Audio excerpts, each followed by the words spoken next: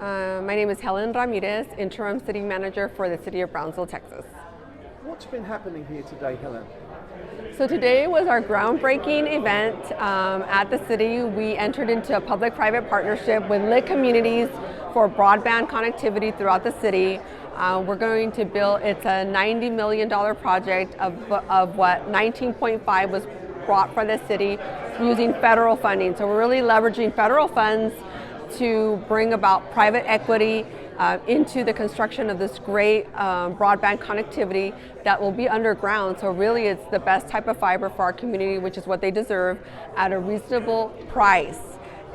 So we're very excited about us building about 93 miles and lit communities up to 500 miles of additional fiber connectivity. How fast will the high-speed internet be? How many residents do you think will be able to benefit from it, and what's the time frame? So the time frame is about 18 to 24 months because we are talking about construction. Most of it will be subterranean, some aerial. So that's important for the sustainability of the connectivity, right? Especially we live in an area that can be prone to tropical weather. I think it really allows for long-term sustainability of that. We see it serving our whole community. We're almost at 200,000 population, and we are during our survey, because we did survey our residents to see if they were, one, happy with what they had right now, and two, if they would be open to having an alternative at a different price point, given your socioeconomic level, and they were very open and wanted to do that. That survey started in 2019, even prior to COVID, and concluded during COVID, and now we have those results, which overwhelmingly ask for diversity, being able to have more than one internet service provider at 100 up, 100 down, just better service.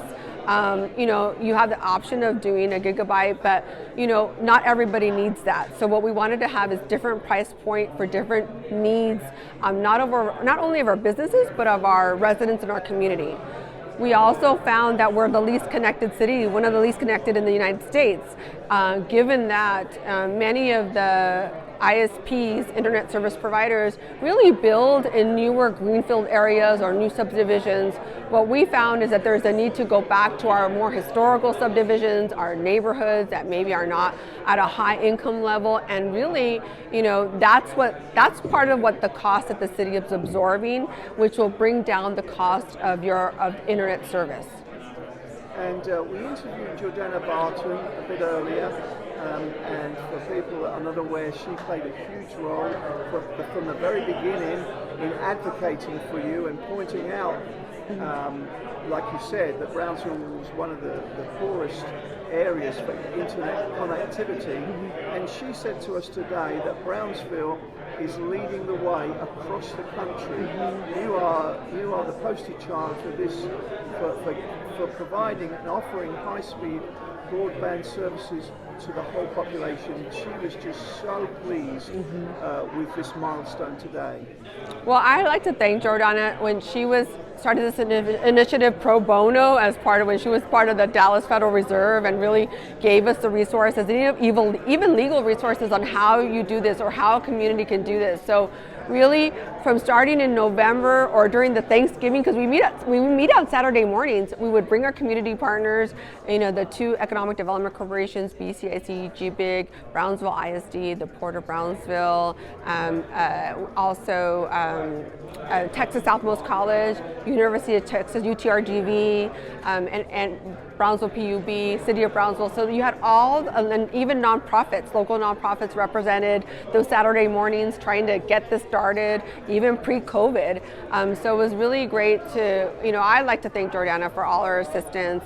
And, there's different cities will use different models, but I think that the public-private partnership structure is a good one, and you always have to go back to your mission, right? If our mission is to have our residents served no matter what neighborhood you live in, and at a reasonable price, then that's what we're striving to. That's our main mission, and I think our community is going to be very excited about that. They already are. Now, of course, like everything, it's like when. I have 3 kids. They're always asking me, when is it coming? When is it coming? So we're really excited, and the fact that we surveyed even Los Fresnos or Rancho Viejo, or even all the way to the Port of Brownsville, because they're part of this collaborative as well, we're really looking at on a regional level. It's also good to see that the county is surveying their residents. So this is a real regional effort, started in the city of Brownsville. So it could be described as a win-win-win, except that certain companies in the private sector are crying foul and saying you should have left it to market forces. The private sector could have figured this out and provided all the services you're looking to provide and you're going to provide in Brownsville. How have you been able to deal with that criticism? Well, I would say first and foremost, we wouldn't have this pain point if the private ISPs would have met the demand, right, at a certain price point. That hasn't happened historically. That's why the community said enough is enough. Mayor Mendez said we really need to move this forward. So there was a need that was not being met by the private sector. When we went out for proposals, they could have proposed a project just like everybody else. So it was a fair and open process. And thirdly, they can still participate even though we have the P3 structure with lit communities. If they do want to entertain help assisting or participating in the last mile, they can do that. Now there'll be a negotiation with that, because at the end of the day, what's our mission? Our mission is to provide the best and most reliable internet connectivity throughout our community at the best price point. So as long as we don't move away from that mission and your proposal fits within that mission, we should be able to talk. Helen Ramirez, Interim City Manager, City of Brownsville, is there anything else you'd like to add? Other than, I'd like to see where we are even 5 years from now. To me, this is game changing. Of all the projects that really draw upon, this will draw upon innovation. This is a project that touches upon our educational, our business, our residential. So for me, it's a very game changing project. I'm really excited to see where we are even 3 to 5 years from now. So stay tuned. Stay tuned. We will indeed. Thank you so much for today's interview. Thank you.